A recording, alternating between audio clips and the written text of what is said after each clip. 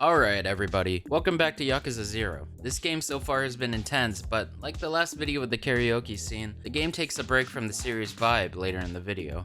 We last left off with Kiryu lost and confused on how to prove his and Kazuma's innocence, as he was approached by a man, calling himself Tachibana. We cut to Tachibana looking out of his penthouse suite, and see Kiryu taking a shower, revealing his back tattoo, which seems to be of a dragon. Our boy comes out in a bathrobe, which I can't help but find amusing, and Tachibana introduces himself as a simple civilian who operates a real estate business in Kamurocho. Kiryu questions his intentions, but is invited to eat first. He stares at Tachibana's right hand for a bit, seemingly curious about his limp right arm. He notices and explains to Kiryu that he lost his right hand years ago, emphasizing the pain it has caused him through the years. Kiryu simply responds saying, "Didn't ask, bro." He reveals that he knows Kiryu was raised at the Sunflower Orphanage along with Nishiki and a new character, Sawamura Yumi. I think I said that right. Mentioning their attachment to Kazuma as a father figure, even bringing up the knowledge that Kiryu was framed for murder, which he knows puts Kazuma at risk of expulsion from the Dojima family. Kiryu expresses that he's heard enough and that he's proved his point already, questioning what he's really after here. Tachibana mentions that, like any other real estate broker in Kamurocho, he wants the empty lot. So, quick interjection here. In my last video, I forgot to mention the reward for the lieutenant who managed to get the empty lot for Dojima, which is that they'd become the captain of the family, taking over Kazuma's place. With that out of the way, back to the video. Tachibana offers Kiryu to join him, saying that if he could beat the lieutenants to the empty lot, he could protect Kazuma and help prove their innocence using the network he's built up in Kamurocho by bringing the culprit to light. Kiryu questions him, wondering why he'd go to such lengths for him. Why he'd even care, knowing that there has to be something else he's really after. He asks for his clothes back, rejecting Tachibana's offer, stating that it's simply too good to be true, knowing that he has to be careful of offers like that to survive. Tachibana is disappointed, but also sure that in time, Kiryu would reconsider, even handing him a business card. Kiryu leaves the building, deciding he should probably let Nishiki know that he's not dead. But not before winning a toy from a crane game on the first try. Okay, maybe second try? Yeah, baby!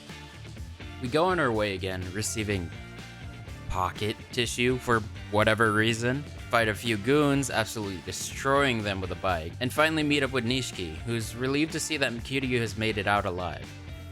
He lets Nishiki know that he was expelled from the family, but also that he still needs to prove his and Kazuma's innocence. Nishiki invites him in, but Kiryu is adamant about his expulsion from the family, saying he can't enter the building to talk to Kashiwagi. On that note, they decide to just talk at Kiryu's apartment later. On our way to the apartment, we're stopped by this really tall, beefy dude named Mr. Shakedown, and I thought I easily had him, but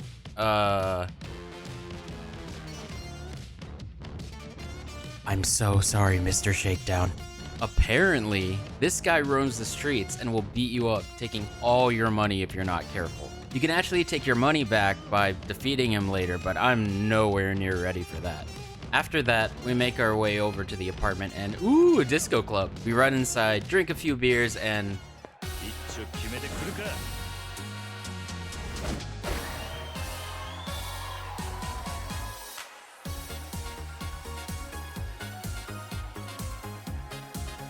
the pure riz this man has is insane. After the club, I upgrade Kiryu's fighting styles a little bit, then finally head over to his apartment. Nishiki arrives, sitting down, mentioning that the president of Toko Credit was found dead a few hours ago. Nishiki's theory is that Kuze must have wanted to tie up that loose end. Kiryu questions how someone could kill someone so easily, but brushes it aside.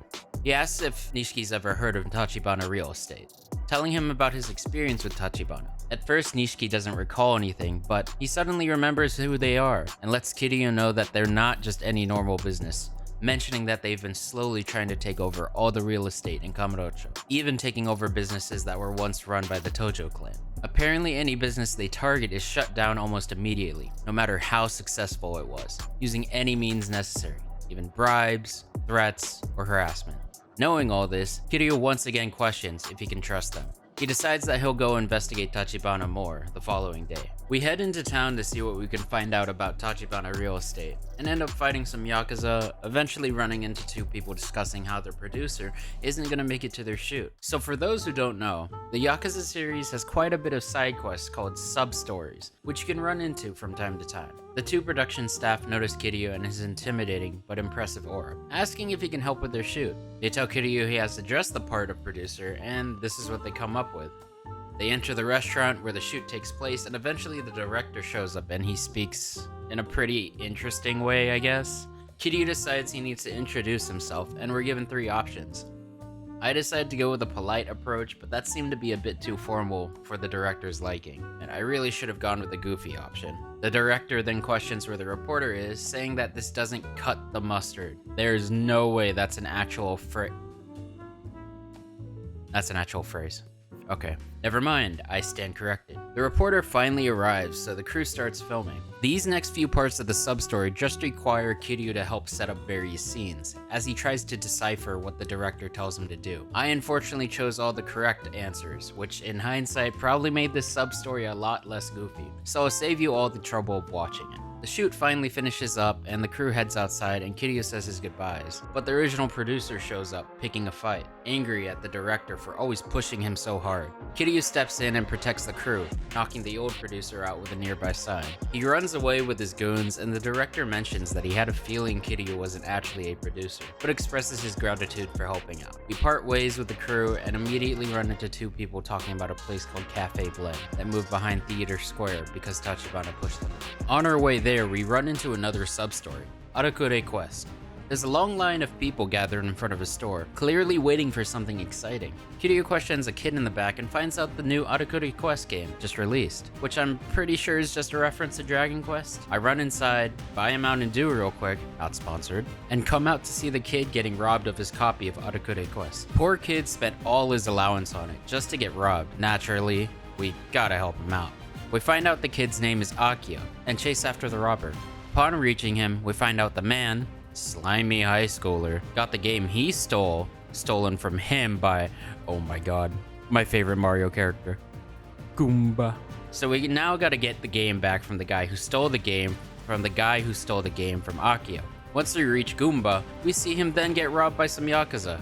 Again, we gotta get the game back from the guy who stole the game, from the guy who stole the game, from the guy who stole the game from Akio. Oh my god, my head hurts. We finally reach the Yakuza who...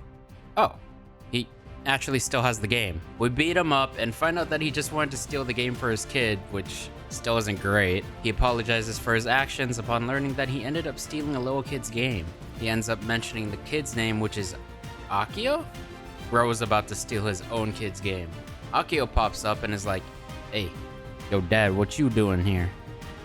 And his dad's just like, oh, nothing. Totally didn't steal your game by accident. With all that cleared up, Akio gets his game back, his dad gives us a whole entire katana, and we go on our way. We finally reach Theater Square Alley, and we end up seeing a guy trying to skip out on paying his debt, dealing with a badass girl. Good old aging foreigner, who we find out is named Bacchus? I think it's Bacchus, conveniently shows up, explaining that the girl in front of us is no joke. We cut to the fight, if we can even call it one, and this girl is just trashing on this guy.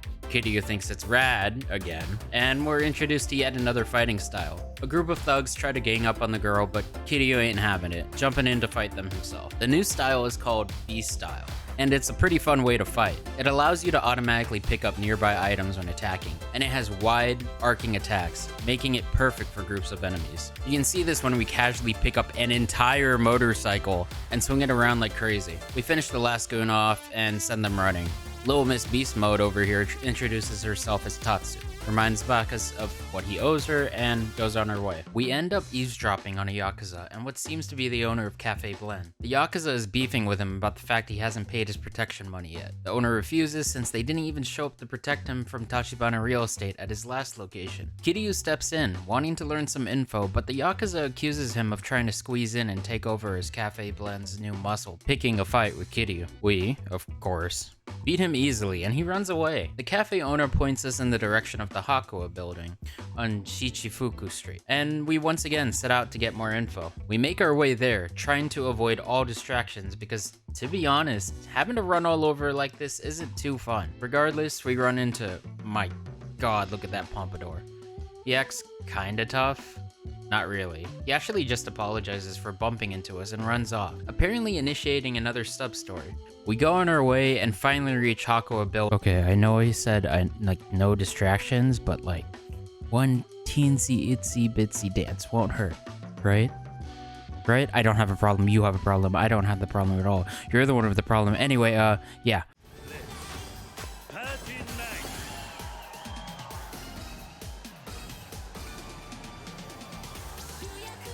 One beautiful performance from Kiryu later, and we finally end up at the Hakua building. Kiryu notices that there's still one business standing in the entire building, Namase Bar. He heads on over and forces his way into the bar to ask the owner some questions. The owner mentions that the Jinsei family from the Tojo clan was supposed to protect him from Tachibana Real Estate, but they ended up just running away. Kiryu is shocked that they ran from civilians, wondering why they were so scared. Apparently TRE, we're just gonna start calling them now, I don't want to say Tachibana Real Estate every single time, appeared one day, letting everyone know that they owned the building, and that they had to leave. Namase Bar was the last one left, refusing to budge since his family actually lives there and they have nowhere else to go. He even mentions that the homeless people outside are hired by TRE to loiter and hang around the building. Suddenly, there's a knock on the door. The owner checks, exclaiming that it's TRE. Kiryu asks him to let them in since he wants to talk to them, reassuring the owner that he'd keep them safe. Most of the guys who walk in don't look like much, save for one guy, Oda, who confronts Namase, accusing him of causing trouble for his own selfish reasons. Namase argues, bringing up the fact that they've been harassing him non-stop for days, as well as the fact that he still lives there with his family. Oda notices Kiryu and questions why Namase has to turn to Yakuza for help, but Kiryu lets him know he's just a bodyguard. Oda then whips out a fat stack of cash, stating that he's got the collection money back that Namase paid the Jinsei family for a whole 3 years, which rounded up to 2 million. He even slaps on 4 more million yen for the whole deal. This equates to around $41,000.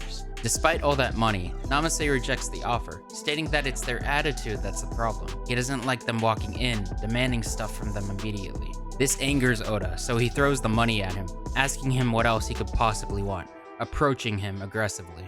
Kiryu steps between them, asking how he could act that way knowing that there's a kid in the back of the bar. Oda basically scoffs at him and leaves. Once they leave, Namase greedily picks up the money, and we see him show his true colors. He stayed so he could get some more money from them in the long run. I guess I don't blame him since he has a family and bills to pay, but that's kinda low to be honest. Kiryu chats up a guy outside who works for the TRE, asking him for some info. The guy warns him that he shouldn't get involved with them and that they're scarier than the Yakuza. He even mentions a rumor that the head of the Jinsei family is being blackmailed by TRE into working for them. We're then tasked with gathering info from homeless people, since they've been hired often recently by TRE. On our way, we beat up the men in black, stop for a bite to eat, grabbing that grade A salted tongue, and almost run into Mr. Shakedown, who is sound asleep. We sneak on by and find some homeless men gathered around a fire. Kiryu tries digging for info, but they tell us they won't talk unless we get them some alcohol, so we have to run around even more. My god, we've been running around a lot in this chapter. The drinks they want are located at so many different stores, it isn't even worth showing the whole journey, to be honest. We end up running into Mr. Pompadour again, who turns out to be a part of a Yankee band. I looked it up, that's apparently how you say it, Yankee, called the Yoko Michi Silvers? I had no idea what a Yankee band was, but apparently it's a kind of style for delinquents in Japan. They specifically dye their hair orange or blonde sometimes and dress like this. The band asks Kiryu to help them out because it turns out they actually have no clue how to be Yankee. This should be easy, right? Just teach some guys how to be tough and wild. Nope. These guys are way too sweet for their own good. For example, Aku's hobby is taking care of elders. Tarashi likes making pancakes every morning, walking his puppy Chibi, and watching dramas. These guys are anything but badass so far. Kiryu ends up making a cool bad boy backstory for Aku, a cool opening line for Kyo, aka Mr. Pompadour, and having Tarashi state that he makes sure to fight with his fists only every single day. They take his advice, and after the performance, the Q&A begins. They're nervous at first, but due to Kiryu's help, it's a success. We quickly wrap that up, receiving a wild shirt for our efforts, and go collect the last of the alcohol to get some info out of the homeless men. Once the men receive their drinks, they finally open up, admitting that there isn't too much they can tell Kiryu. The info we get is just that TRE often is the one to approach them first with job offers, along with where TRE usually hangs out, which is the Champions District, apparently. We head on over with, I promise this time, no distractions. I lied. Bacchus pulls us aside, asking for help with another debt. This time the debt collector is from overseas and happens to be a hitman, aka an assassin. Kiryu helps him out real quick, and in exchange, Bacchus agrees to teach us some new moves sometime. We'll go back to that at a later time though. I think we've done enough side stuff in this video already. The Champion District isn't that big, and we run into some residents who mistake us for Yakuza trying to take over their property, and decide to fight us, which, as usual, doesn't go well for them. After rightfully defending ourselves, Oda pops up questioning why Kiryu is there. He lets him know that his boss is actually the one who approached him first. Oda calls up Tachibana to confirm, and sets up a meeting for Kiryu and him later that night. After, we find out that TRE has actually been protecting the Champions District from being taken over, since apparently Tachibana believes that it's the heart of Kamurocho. Kiryu heads out to go visit him again, and on arrival is greeted with a few TRE employees who are clearly set up to jump him. They give Kiryu a chance to leave, which he obviously refuses, as he expresses that he's getting tired of these unwelcome greetings recently. We use beast mode to take out a bunch of them, only switching over to rush style once there's 2 left. We make it back to the penthouse and meet Oda there, who apparently wants to test and see if we're even worthy of working with Tachibana. Kiryu accepts his challenge and the next boss fight ensues, and to be honest, we kinda just dunk on Oda. Dude is pathetic compared to Kuze. Besides a few hits from his tonfa, we handled the fight no issue, using the furniture around us to beat him up, and finishing him off with a chair. When the fight is over, Oda simply laughs, admitting complete defeat. Tachibana walks in, asking if Oda was satisfied with the result. He nods as Tachibana explains that Oda is invaluable to him, and wanted to earn his approval before welcoming Kiryu into his circle. Kiryu expresses that he is beginning to lose even more trust in them, and asks for them to drop all the secrecy, and finally explain their motives. Tachibana asks him what Kamurocho is in his eyes, but he doesn't understand the question. Tachibana explains his theory that Kamurocho is a feeding ground for Tojo clan, that people with money are attracted to Kamurocho, which the Tojo clan then devours. Kiryu asks what his point is, and Tachibana states that he plans to break down the control the Tojo clan has on the city. Dude flexes his power in front of us by shutting down all the lights in downtown Kamurocho for a few seconds, simply by waving his hand. He expresses that he wants to use his power to fight back against the Tojo clan, and that the mere 10 seconds of power outage he commands isn't nearly enough. If he gets his hand on the empty lot, he could become one of the main power players in the area. Apparently, Kazama Shintaro, Kiryu's idol from the Tojo clan, has been working with Tachibana directly. Kiryu is shocked and questions why Kazama would work with Tachibana, understandably needing proof. Tachibana produces a watch, which Kiryu immediately recognizes, a present that had been given to Kazama from Yumi, the girl mentioned earlier who was also an orphan with Nishiki and Kiryu. This is enough proof for Kiryu, and he agrees to work with Tachibana, stating his loyalty to Kazama, even at the cost of his own life. The game fades to black and shows the completion of Chapter 2. Next video will be covering Chapter 3, A Gilded Cage. I don't know what to think of this chapter quite yet. A lot of it was running around from point A to B to C, and most of my enjoyment came from the fight with Oda and the sub-stories we did before. Hopefully the next chapter is a bit more exciting. That's all for this video though. Thanks for watching.